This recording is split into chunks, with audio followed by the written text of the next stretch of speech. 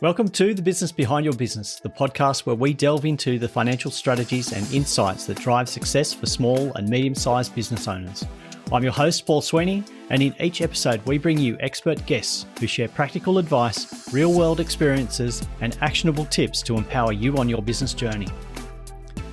Whether you're a seasoned entrepreneur or just starting out, get ready to uncover the secrets to success and gain valuable insights into the business behind your business.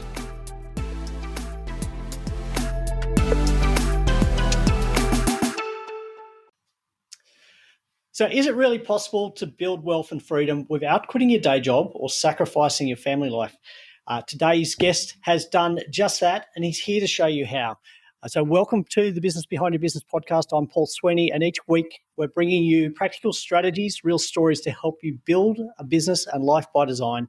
Whether you're a business owner now or an ambitious professional looking to start a business in the future, we're going to talk about some of the options you've got and how you can get started, not just to grow a new business or start your business, but to grow a successful business without a lot of the stress. So we're going to learn from an expert who's been there, he's done that, and he's helping others learn the same thing.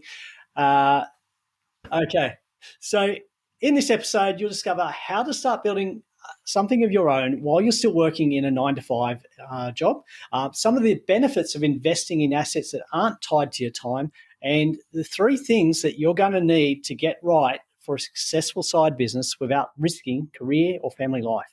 Now, many high-performing professionals, they feel stuck on the corporate treadmill. They want more freedom, but they're not sure how to get there without blowing up everything they've worked for. And today we're going to talk about how you make your 9-to-5 optional, build some wealth outside, and pursue a life by design. So my guest today is Billy Keels.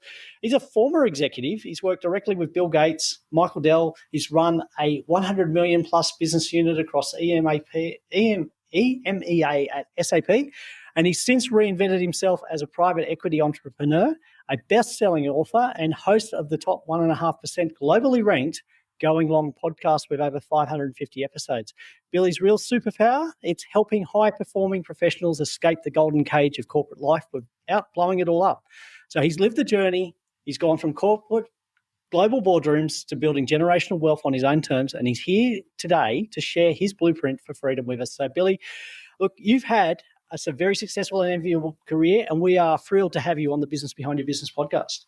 Hey, Paul, it's a pleasure to be here. I've enjoyed watching and taking in other episodes of yours, and also just the conversation that you and I have had. I'm like, I just want to keep talking to Paul. I don't necessarily know if we need to go live. This is a really cool and enriching conversation. So I'm looking forward to sharing a bit of my journey, and with the goal of being able to help others, especially if you are someone who's in that corporate type of role, corporate executive role today, and you have this voice that's getting louder and louder and louder that says, hey, look, I want to create something.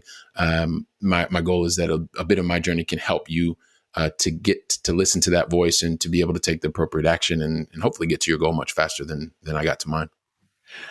That's a great thing, because a lot of people, they're working in that job. They're often in the corporate environment. They're working, let's be honest, they're working a lot more than 9 to 5. They're often working 70 to 80 hours for somebody else.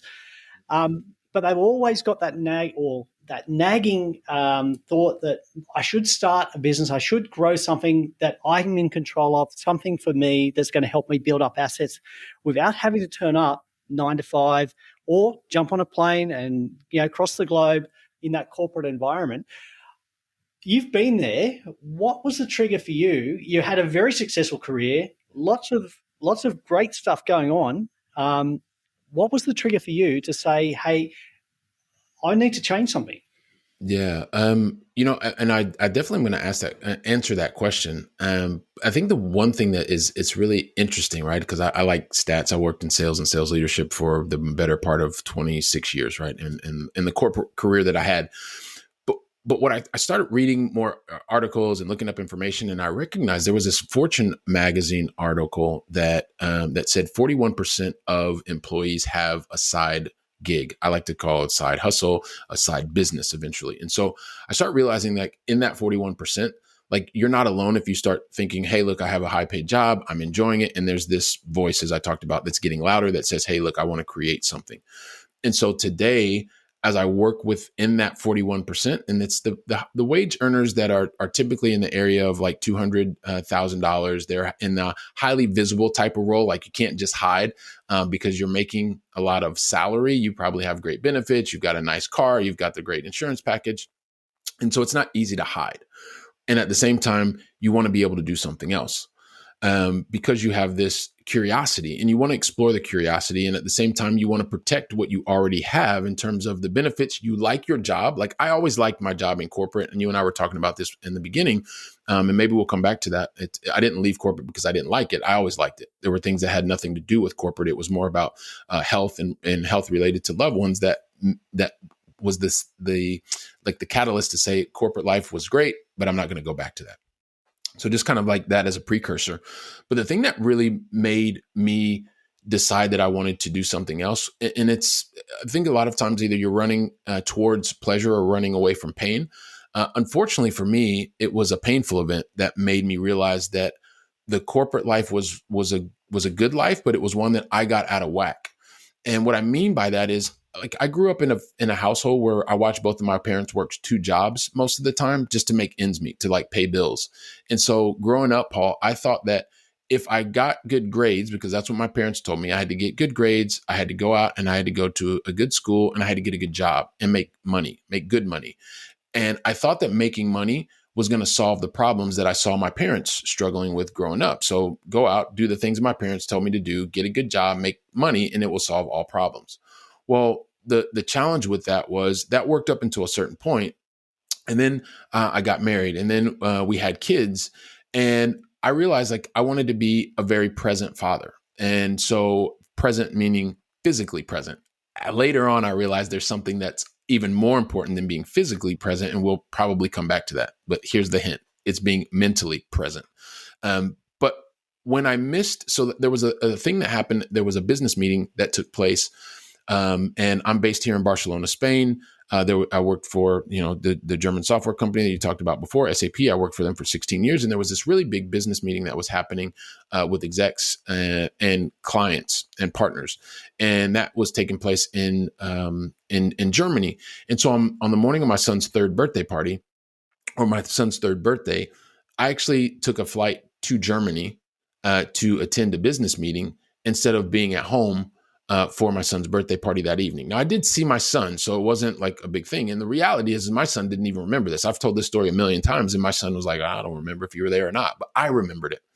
And the thing, into the answer to your question is, I realized like at that point in time, like I was living out of alignment because I wanted to be physically present. And in a moment that was really important to me, my son's birthday party, where I had family members that were there, and I was at a business meeting, I realized like I was not being like living in alignment with myself. And I realized at that point in time, like I had to do something differently so that I didn't, like, for me, the catalyst was not missing any more birthday parties, but it also meant that I had to do things differently in the way that I was living my life. And I'm sure we can talk more about that, but that was the catalyst for why I wanted to do something different, and eventually took me down a path of starting my own business. Yeah, and I think that's a pretty common story for a lot of people who are starting their business or looking to start a business from corporate. And, those catalysts we're particularly hearing a lot more about, I guess, us males who probably grew up seeing our parents running businesses or working in jobs, and, it was what they did. They went 9 to 5, they sacrificed, they were not present, but it's left a hole for a lot of us. And a lot more of us are thinking, hey, I don't want to miss that. So how can I provide an income, provide the great things for my family, but still be present for them? And a lot more people are looking towards running a business. So they'll look to start that business, but a lot of people are getting this wrong. We're hearing about, you've got a great success story, which you're going to share, but I think one of the things that you've mentioned, and I just pulled something from one of your LinkedIn posts, is that most people start a business, but they burn the bridge too quickly, and they don't do things well as they're getting prepared for that transition. Yeah. So, yeah, appreciate the LinkedIn thing. I like to stay really active over there on LinkedIn as well. But so one of the things that happens, and this is about being able to figure out. So I think a lot of times people will have this like love-hate relationship with corporate life. And corporate was really good to me and I was really good to corporate. Right. And so as a result, I'm a believer of being able to say once you figure out what it is that you want, like the problem that you want to solve, that's the most important thing. And I'm sure that this has a lot to do because I was in sales and sales leadership. And so if there's no problem to solve, then there's no business to build. And so once I understood that it was a matter of there was a problem that was big enough that I wanted to put my time, effort, energy, and financial resources behind to solve, I wanted to explore that. And at the same time, because I was a very high wage earner, I wanted to be able to protect the life and the lifestyle that I had for my family. I was the primary breadwinner, and the lifestyle that we had, I wanted to be able to protect that. And so there was a part of it, like I didn't want my employer to know that I was doing something different because I just kind of felt like I was cheating on my employer. Those are a lot of internal feelings. Like those aren't real things because I was already overachieving against my targets. I was going to Hawaii. I was taking my spouse at the time. We would go it seemed like every other year, right? And so you don't go on those types of trips unless you're extremely overachieving against the objectives that are there. So why risk that? And so it was a matter of being able to say, okay, well, how do I protect what I am doing already? I know the problem that I want to solve. And so it is a matter of instead of working the 14 hours, I was talking to a client last week and she's working anywhere between 12 to 14 hours a day, 6 days a week. And she's crushing her targets. And I thought, okay, well, do you really need to continue to do 218% of your target? Like, would it be okay to do 180% of your target? And instead of working 12 to 14 hours a day, that you are working, I don't know, 8 to 9 hours a day or 8 to 10 hours a day.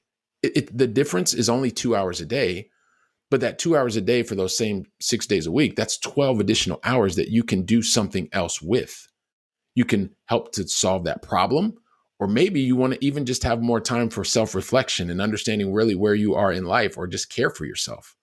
The choice is really yours, but it's a matter of being able to protect, like get clear on what it is that you want to the problem that you want to solve, as I mentioned before, and then protecting the career that you've spent and invested so much of your life to provide you with the benefit. So it's finding the right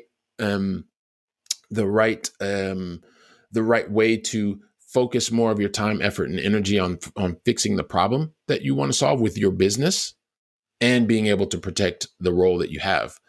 Because then that way you really get the best of both worlds. Does that make sense? I think that there's a risk there that a lot of people ignore. So in the situation you just described, overachieving, significantly overachieving, a small reduction in time is not going to have an impact. She's still exceeding the expectations of her employer in that right. role. Where I've seen on the other side, I've seen employers come to me and say, I've got this key person, I've got a problem with them. I know they're leaving because they're doing other stuff while I'm paying them, which I think is a dangerous area to go to, particularly if you're working in an industry where people know you and you want to stay in that industry. Yeah. So to the question behind that one? Oh, okay. So I'm talking about, you've described where a small cutback is not going to affect her efforts for the employer. She's protecting her position. But I've seen a lot of people who, they cut back what they're doing for the employer to do work and it's very noticeable. Yeah. So so from the employee's perspective, so there's two different things, right? And in the majority of the clients that I work with, they are highly visible. And so they are also, they're people that are making 200 to 7 figures a year. And so their visibility is one of the biggest things that they are challenged with because they are the go-to person. They are the one who everyone comes to, or they're the one that has to be in the particular meeting. There also has to be a certain point where you say, all right, if you're consistently overachieving and you're doing 200+% against a key performance indicator, right? Do you need to continue to do 200% against that key performance indicator? Are you doing everything on your own? Are you allowing the rest of your team to grow? Or are you trying to be the one person that is doing everything? So I don't want to not answer the question. I want to answer the question, but also saying it really depends on the specific situation and how is that person achieving against what they want to achieve. And then also too, how are they managing the expectations with their employer? Sometimes it's with their boss, especially when you're in a very large multinational. It's different if you're in a small and medium-sized business, right? But a lot of the clients that I'm working with, they're in these companies that have 50, 60,000 people. It's a multinational. And the direct impact that they're having on a P&L, well, it's not like there's only 2 or 3 people that are in the organization. So it's how are they managing the expectations that they have with their boss? How are they managing the time? How are they, most importantly, and this is why I keep coming back to it, you have to be able to protect your career and the expectations that you have around your career. Also, what I've seen and what I live myself is the expectations that you have when you're starting your career and you're in your early, you're in your mid-20s. And you are probably single and you're doing the things that you want to be able to do versus 20 years later, when you've started a family, your kids are younger, your priorities change. And so the same additional hours that you were putting in early on, well, you want to be able to enjoy time with your family, with your friends. And so that's a whole nother dynamic that's taking place. And it comes back to being able to manage those expectations with your employer, with yourself, with your family, with your children, with your loved ones. And so it is and this is one of the reasons I like to work with people on a one-on-one basis, because everybody's situation is so different, but there are a lot of commonalities that you see across the board. So whether you are the person who is the employer and you have concerns that the person who was doing 200% is now only doing 190%, are they growing their people? Are they actually doing it in a more efficient way that is helping you? Like, it depends on, are you worried about the hours that they're working or the results that they're producing? And so that's a lot of where I work with the executives or the people that I'm working with to help manage those expectations, because it's critical. It's really important. Yeah, So hopefully that answered. Does that answer your question, Paul? Yeah, absolutely. Look, I think one of the issues, and you talked about the large companies where there are multiple, there's thousands of employees, different roles, and I guess a small reduction in your output's not going to be as visible. But if you're in a smaller organization which might have 25 to 50 employees, and you've sort of created a situation where you are absolutely critical to the outcomes being generated by the business, then any reduction in your output is going to be a lot more noticeable. So coming back to one of the points that you raised is actually, how are you managing and equipping, enabling the team that's working with you? Are you holding on to all the skills, or are you sharing them and helping them grow? Because if you're not helping them grow, it's going to be a lot more noticeable when you do leave. Yeah, I mean, and this is the critical factor, right? This is one of the real conversations that you have to have, because it's a very similar path. So I was speaking to one of the execs last week, right? And so right now, when you're on a path that you continue to do everything yourself, if you are moving to a business ownership, depending on the type of business, because there's a lot of different types of small and medium-sized businesses as well. But if right now within a corporate construct, you are having challenges in terms of being able to recognize what are the key priorities, who is actually managing that priority, and how is the outcome being achieved. If you're having challenges doing that, and you already have the support of an organization, whether it be small or large, and keep in mind most of the ones that I'm talking about are large organizations, then how will that affect you when you want to create something of your own? Because if you're going to just trade the same hours to do exactly the same thing, then on whole, are you designing the type of life that you truly want? Like, it's a skill that you have to learn how to do. You have to learn how to prioritize, and you also have to learn how to delegate and delegate effectively so that you get the right outcome. So that's a part of it. And it doesn't happen perfectly. And there are times where, there are high achieving executives in big companies that want to continue to do everything themselves. And that's when it's great to have somebody who's not part of your day-to-day world. You're not one of the loved ones that's in your life. You're not one of the direct reports that you have in your organization. When you have a neutral party from the outside, these are conversations that I'm very comfortable having. And usually the exec listens to me in a different way than they would listen to their spouse or listen to someone that's on their team. Yeah, and I think what's come very clear from our conversation and the conversation we were having before we hit record was what you're doing here is the missing link. It's it's the gap that I feel that a lot of people who start their business, what I've observed is they're missing this step. They're missing the guidance, the planning, and I guess the understanding of what's going to be involved. Because I see a lot of people, they go from having that high income, working those hours, and they make the move to preserve time with family, or create time with family, create wealth for themselves. But instead of designing the business on purpose and designing with those things in mind, they fall into a trap of they're working just as many hours for a lot less income. They've probably already got commitments that based on the income they had previously. And the family situation has not got better. It's just declined. They're missing more because they haven't designed their business on purpose. And I think what we're talking about here is that missing step that a lot of people get or that they've missed completely when they go from corporate employed to starting their own business. I think I get excited about the idea of running our own business, and we miss those key steps in the middle. Yeah, it's one of the things that happens, Paul. So when I start working with someone, it's critical. Like there is a thing like I like to talk about corporate busyness, right? Not corporate business, corporate busyness. And you are so busy with these 30-minute slots. Like I remember my schedule used to just be 30 minutes, 30 minutes, 30 minutes, 30 minutes call. It's a business review. It's a action plan meeting. It's a disaster recovery or a recovery plan, blah, blah, blah. But there's these 30-minute chunks, right? And you are so busy. There were very few times that you stop to actually say, okay, well, what do I actually want to do? Why do I want to do this particular thing? And so it's critical when this voice gets louder and I begin to engage with executives, like one of the very first exercises we do is like, what is the day that you want to live over and over and over again? And because I'm a third party, like I'm not their boss, I'm not their spouse, I'm not like, we can really get into the emotion of what is it that you want to do on a day-to-day basis. And when you start to recognize there are moments when the person just really, what they want to do is they want to wake up in the morning without an alarm clock. They want to be able to say, you know what, I want to go to my child's event and I don't want to have to pretend that I'm at some other place so that my boss doesn't know because it's at a time of day that I should be working.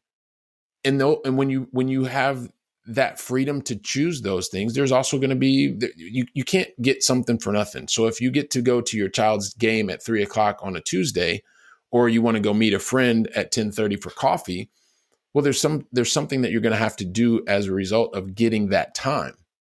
Does it mean you're going to have to, create a better plan? Does it mean you're going to have to come back to what we were talking about before, prioritize the right things and do it at an hour that you are not normally wanting to do? And it's, what are the priorities for you? Is it about being able to pick your kids up from school? Is that much more of a priority truly right now in your life than making the $350,000 salary that you're making? Okay, well, if it is, and you want to live in alignment and you don't want to feel the pain, then how do you design that? How does it look? And then we work through that, because you don't get something for nothing. And at the same time, if what you really want is to own your time, well, there's a way to do that. So when you're working with these executives, okay, so a lot of them have come from large corporates, and you're talking about designing their time, designing what their ideal day looks like. How do you,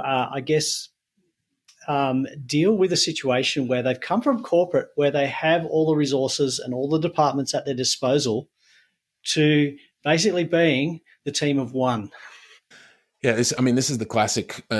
Basically, you're going from specialization to generalization. And what do I mean by that? To your point, when you are in a very large organization, I was actually just speaking to someone on a podcast about this yesterday. When you're in a large organization, and like I was in the SAP, like you have an entire organization that is just around F&A, finance and administration, and so within that there are a lot of different parts. You have everything from your controlling team to that is purely on the tax team, and et cetera, et cetera, et cetera. And then you have your sales organization, and within the sales organization, you have different types of sales organization. we're also talking about this, Paul, whether you are covering a segment of the market that is small and medium-sized enterprises and you're working with partners, or you're working directly with very large enterprise companies. Everything in a large multinational is around specialization. And so the great part for someone who is coming from corporate is you've learned how to develop a skill set, a deep skill set.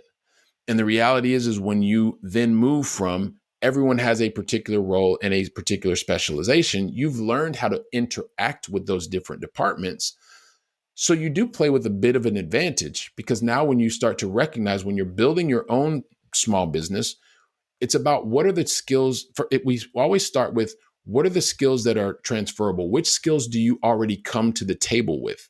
And because I work with mostly people that are in sales, marketing, or sales leadership, or marketing leadership, they start there. The good news is when you know how to actually attract client, or define your client, attract your client, and serve your client, that's the revenue side of the business. So when you're able to generate more revenue, then it helps to open up the doors for you to then hire the other members of your staff. And maybe they're going to start out as contractors, but you want to bring somebody on board who's legal. You want to bring somebody on board who understands the numbers, that can help you to build a budget. And it doesn't have to be as complex as it was in your corporate role. It can be something that's very simple, because unless you have clients to serve, all of the rest of it doesn't really make much sense. So in that construct, it's yes, recognize where you've come from, a deep specialization in corporate, and we assess the skills, the transferable skills that the person has, and then based on that, recognizing, okay, there is a lot of things that they heard of, maybe didn't have a deep knowledge of across the silos within a big company, but then it helps them to recognize which parts of the team do they need to contract first, and then basically from there build out the rest of the team. And the other good part, and we've talked about this too, nowadays there's so much technology that because you will have more time, there are lots of automations that today didn't exist when I started this business, 10, 12 years ago. So hopefully that understanding that transition from deep specialization into, yes, you will be the chief everything officer in the beginning, that CEO, the chief everything officer. We look at how we take those skills and then help you build out your own team. And I think, we were talking about this before we hit record about how global the world has become in the world of business, and how you can tap into the skill sets of somebody in another country, or as you mentioned, so much automation and AI technology that didn't exist 10 years ago that we can tap into. But I think realizing what you can do and what you need to outsource or what you need to contract is a key area. I see a lot of business owners think that they still have to do everything because they can't afford to spend. If you generate the revenue, you've got the capacity to engage the skill sets that you need to grow your business and complement the skills that you have. Yeah, you know what, Paul, if I could just add one other thing, because this is also too what tends to happen, and maybe it's a part of because of the way that I grew up and just seeing, being sometimes the first person in your family that is actually generating revenue, and you're doing that through corporate.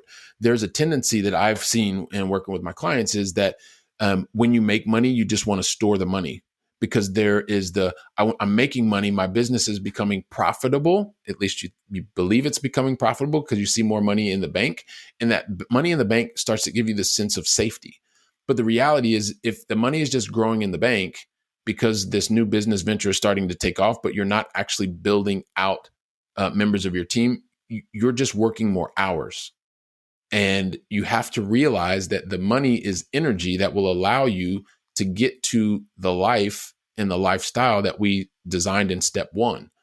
And so that's something that's very typical that I see. And it's a matter of then helping the person realize that money has to be released responsibly, so that you're not just finding yourself working 18 to 20 hours a day in your own business versus working the same 16 to 18 hours in someone else's business. So you mentioned that, but it's also one of the things that I recognize that I find myself talking about more and more frequently with that executive who's going from corporate executive to business ownership, is to make sure that you're releasing the money, releasing the energy, so that you don't have to spend more and more hours. And it's certainly a trap to go and see that wealth accumulating in a bank account, but I guess the energy is declining because you're spending more time and you're trying to do things that are just draining you. So you need to reinvest in that, create that asset. So not just create the job, but create the asset that's going to build wealth and enable you to take that time out to comfortably and guilt-free go and spend the time with family, not miss those key events. So we're talking about building it up. So rather than just creating a job, we're creating an asset that doesn't depend on you. Use the skill sets of others, use the automations that are available, and design, I guess, your ideal business. Yes. Yes. And then the other thing is there is a point where you're going to want to always, like, you have to do the work. This is another trap that happens a lot, right? When you've realized how to understand to delegate things effectively in your corporate role, and then you want to build your asset, you're creating your asset, and then you want to begin from the very start to delegate everything in your asset. Usually, there's a separate type of client that comes to work with me as well. That is, they've started down this path. They've been working in their corporate job, and they've been building an asset or creating this asset on the side, and it could take a couple different forms. And they've been doing this for a while, and the asset is not really performing correctly. They're using money from their corporate job to kind of not really understand what's happening because they're making a lot of money over here, and they're fixing it in their business. They are, in essence, financing their own business, and the business isn't running properly. And they've realized, like, hey, hang on a second. There's not structure here. I'm not building this in the proper way, and I'm completely exhausted. I'm overwhelmed. I'm frustrated at work. I'm frustrated with my business, but I don't want to give up on my dream.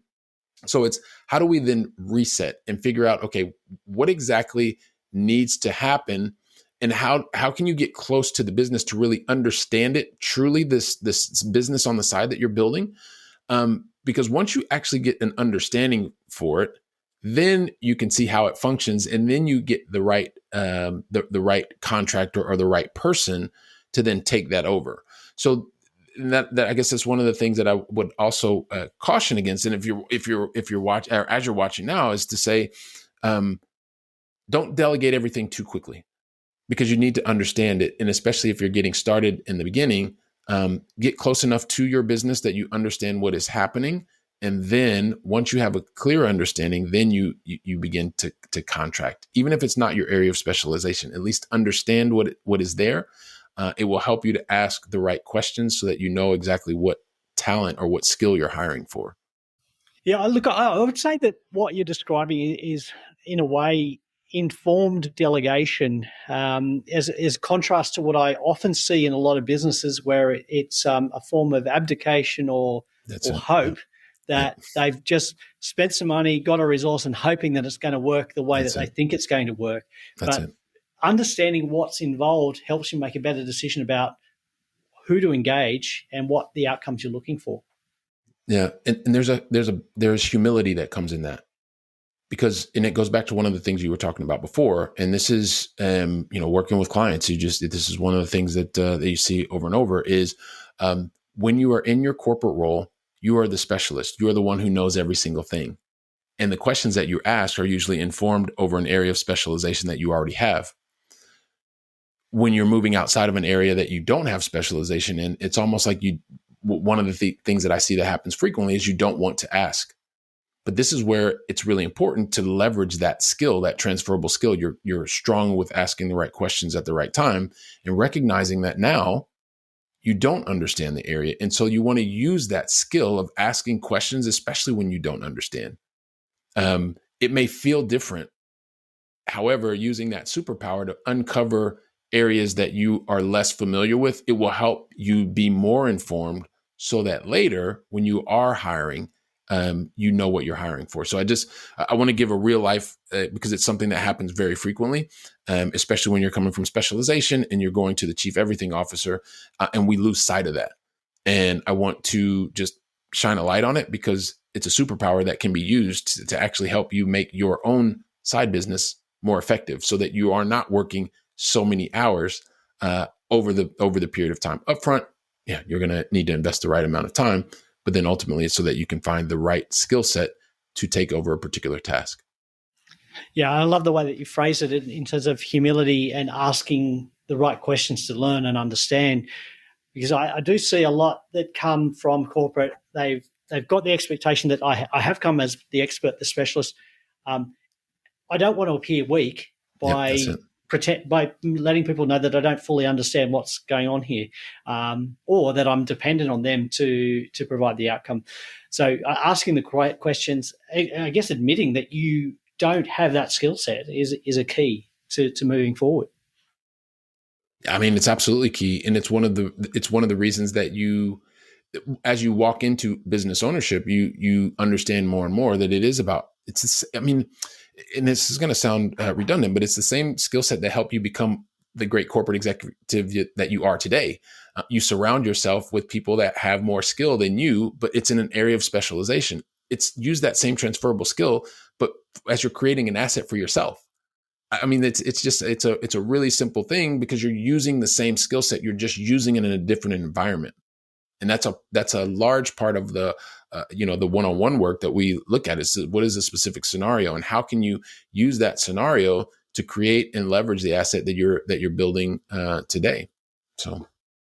So there's so many key points that we've got there, and we'll put a summary of that together in the show notes. And also, look, conversation doesn't stop here. Reach out to Billy at his website, billykeels.com, and also on LinkedIn. But Billy, if there was one key area that people need to get right when they're deciding to move from corporate to their own business, what's that one key area that people often get wrong? Well, I think it's really the first step, and it's one of those things that, and I know you just mentioned that, like we've created an asset. It's actually, if you go to makeitoptional.com, you can pick it up in the makeitoptional.com. The very first step is what I mentioned before. Especially when you're in corporate, there is so much corporate busyness that you don't stop to understand where it is you want to go and why you want to go there.